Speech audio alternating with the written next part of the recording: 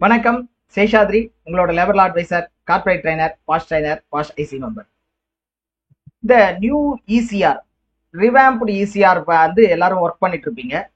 அதுல நிறைய பேருக்கு வரக்கூடிய காமன் எரர்ஸ் என்னென்ன, அதுக்குண்டான சொல்யூஷன் என்ன அப்படிங்கறத பத்தின ஒரு குயிக்கான ஒரு சின்ன பதிவு இது. நிறைய பேருக்கு வரக்கூடிய எரர்ஸ் மட்டும் நான் இங்க வந்து ஃபிகர் அவுட் பண்ணியிருக்கேன். மேபி இதை தவிர வேற ஏதாவது எரர் வந்ததுன்னா நீங்க வாட்ஸ்அப்ல அனுப்பலாம், இல்ல இந்த இதுலயே வந்து கமெண்ட் பண்ணுங்க, இந்த வீடியோலயே கமெண்ட் பண்ணுங்க. முடிஞ்ச வரைக்கும் சொல்யூஷன் பார்ப்போம். மேஜரா வரக்கூடிய எரர்ஸ் என்னென்ன?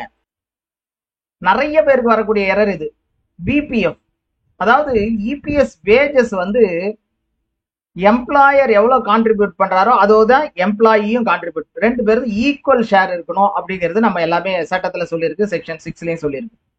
ஆனா நம்ம கான்ட்ரிபியூட் பண்ணும்போது என்ன பண்ணிடுறோம், இபிஎஃப் வேஜ்ல போடும்போது ஃபுல் பேசிக் பிளஸ் டிஏ எல்லாம் இருக்கோ அந்த 15,000க்கு மேல இருக்க அமௌண்ட்டை போட்டுட்டு, ஆனா பே பண்ணும்போது என்ன பண்றோம், எம்ப்ளாயர்து 1,800, ஆனா எம்ப்ளாயி இது முழுசாவும் கான்ட்ரிபியூட் பண்றோம். ஆக்சுவலா இது என்னன்னா விபிஎஃப், வாலண்டரி பிஎஃப்னு சொல்லப்படும்.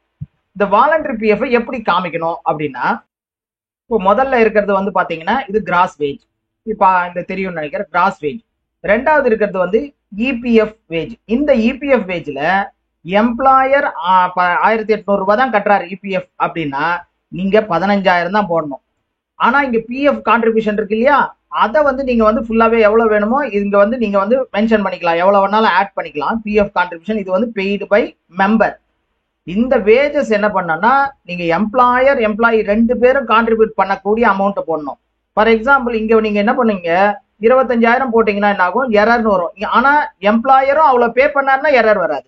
எம்ப்ளாயர் 1,800க்கு தான், அதாவது 15,000க்கு ரெஸ்ட்ரிக்ட் பண்ணி பே பண்றாரு, ஆனா எம்ப்ளாயி மட்டும் பே பண்றாங்கன்னா இங்க என்ன வரணும், எம்ப்ளாயர் என்ன பே பண்றாரோ அதுக்குண்டான வேஜஸ் தான் வரணும். இந்த வேஜஸ் கரெக்டா 15,000 ரெஸ்ட்ரிக்ட் பண்ணிக்கோங்க. பிஎஃப் நீங்க வாலண்டரி பிஎஃப் இங்க ஆட் பண்ணிடுங்க.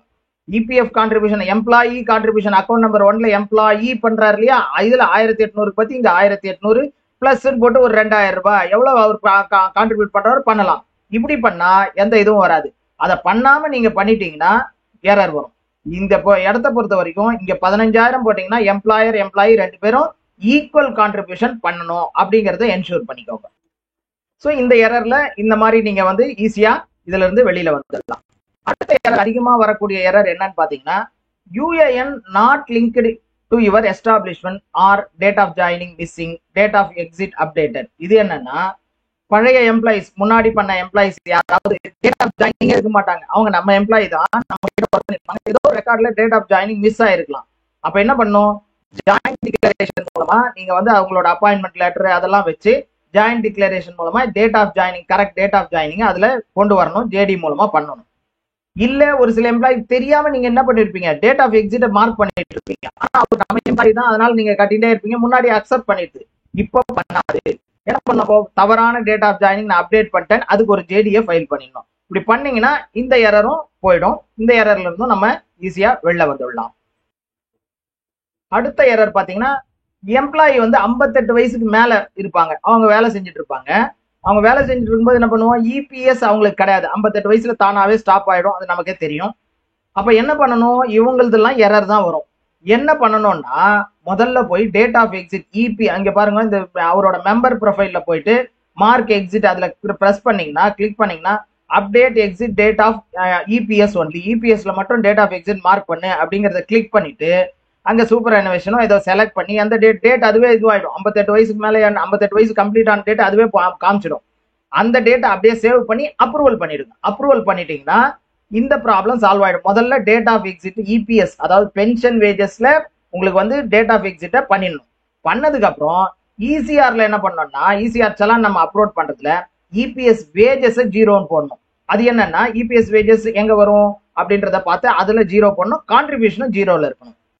இப்ப ஸ்கிரீன்ல பாருங்க, இபிஎஸ் வேஜஸ் அது அப்படிங்கிறது இங்க இருக்கக்கூடியது. இபிஎஸ் வேஜஸ் இந்த ரெண்டாவது இ காலத்துல வரக்கூடிய இந்த இபிஎஸ் வேஜஸ் 0 பண்ணிக்கலாம். யாரெல்லாம் 58 வயசுக்கு மேல இருக்காங்களோ அவங்களுக்கு இங்க 0 பண்ணி, கான்ட்ரிபியூஷன் எதுவுமே இருக்கக்கூடாது, அவங்களோட இபிஎஸ் கான்ட்ரிபியூஷன் இருக்கக்கூடாது. இந்த டிஃபரன்ஸ் கான்ட்ரிபியூஷன் பிஎஃப் போறது இல்லையா, இதுல தான் இருக்கணும் அவங்களோட கான்ட்ரிபியூஷன், இதுல 0 இருக்கணும், இபிஎஸ் வேஜஸும் 0 இருக்கணும். இது ரெண்டுத்தையும் நீங்க என்ஷூர் பண்ணிட்டீங்கன்னா இந்த எரர் வராது. இந்த எரர்ல இருந்து வெளில வந்துடலாம். அடுத்த எரர் பாத்தீங்கன்னா, அடுத்ததா வரக்கூடிய காமனா வரக்கூடிய என்சிபி டேஸ். இந்த என்சிபி டேஸ் அப்டேட் பண்ணும்போது 0.5 இருக்கக்கூடாது. இது மோர் ஆர் லெஸ் நிறைய பேருக்கு தெரிஞ்சிருக்கும். ஜீரோ வேஜஸ் வரக்கூடியவங்களுக்கு என்சிபி டேஸ் 26, 27 இந்த மாதிரிலாம் அப்டேட் பண்ணக்கூடாது. டோட்டல் கேலண்டர் மந்த் என்னவோ அந்த டேட்டை அப்டேட் பண்ணுங்க. அதை பண்ணீங்கன்னா என்சிபி டேஸ் மூலமா வரக்கூடிய எதுவுமே எரர்ஸ் வராது. இடிஎல்ஐ எக்ஸம்டட் ஆர்கனைசேஷன், ஒரு சில ஆர்கனைசேஷன் பாத்தீங்கன்னா இடிஎல்ஐ எக்ஸம்ஷன் வாங்கி வச்சிருப்பீங்க. அப்ப அவங்களுக்கு ஃபைல் பண்ணும்போது இதுல வந்து எரர் வந்துட்டு இருக்கும். என்ன ஏன் வருதுன்னா, இடிஎல்ஐ வேஜஸ் நீங்க மென்ஷன் பண்ணணும். இடிஎல்ஐன்றது அது cross wage, EPF wage, EPS wage, EDLI wage, wage அங்க போடணும். நம்ம அப்லோட் பண்ணக்கூடிய ஃபைல்ல இடிஎல்ஐ வேஜஸ் போட்டிருக்கணும். ஆனா அந்த உடனே நீங்க செக் பண்ணீங்க. இந்த இங்க ஸ்கிரீன்ல பாத்தீங்கன்னா தெரியும் இபிஎஃப் எக்ஸம்ஷனா இல்லையான்றது அப்லோட் பண்ணும்போதே காமிக்கும். உங்க கம்பெனி இடிஎல்ஐ எக்ஸம்ஷன் அப்படி எஸ், இங்க இடிஎல்ஐல எஸ்ன்னு வந்துருக்குதுன்னா செலான் கிரியேட் ஆகும்போது 0 ஆயிடும். அதுல எதுவும் வராது, அமௌண்ட் வராது இங்க. ஆனா அப்லோட் பண்ணும்போது வேஜஸ் நீங்க அப்லோட் பண்ணணும். இடிஎல்ஐ வேஜஸ் 15,000 அப்லோட் பண்ணணும். உங்களோட எக்ஸம்ஷன் ஸ்டேட்டஸை பார்த்துக்கணும். பார்த்துட்டு இது ரெண்டும் இருந்ததுன்னா நீங்க செலான் ப்ரிப்பேர் பண்ணும்போது ஆட்டோமேட்டிக்கா உங்களுக்கு அதுல அமௌண்ட் எல்லாம் எதுவும் போகாது, 0ன்னு வந்துடும் செலான்ல. இந்த எரர் வராது. அப்போ என்ன பண்ணணும், நீங்க இடிஎல்ஐல வேஜ் போடணும்ன்றது தெரிஞ்சுட்டா போதும், எக்ஸம்டட் ஆர்கனைசேஷனா இருந்தாலும். இதை தவிர வேற எதனா வருதுன்னா சின்ன சின்னது வரலாம்.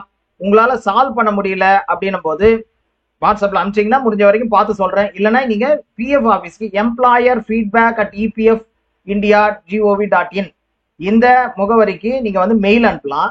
கிரிவியன்ஸ் போர்ட்டல் இருக்கு இல்லையா, இந்த கிரிவியன்ஸ் போர்ட்டல்லையும் நீங்க வந்து என்ன பண்ணலாம், இந்த கிரிவியன்ஸை பதிவு பண்ணலாம். 48 மணி நேரத்துல உங்களுக்கு அதுக்குண்டான சொல்யூஷன் கிடைச்சிடும்.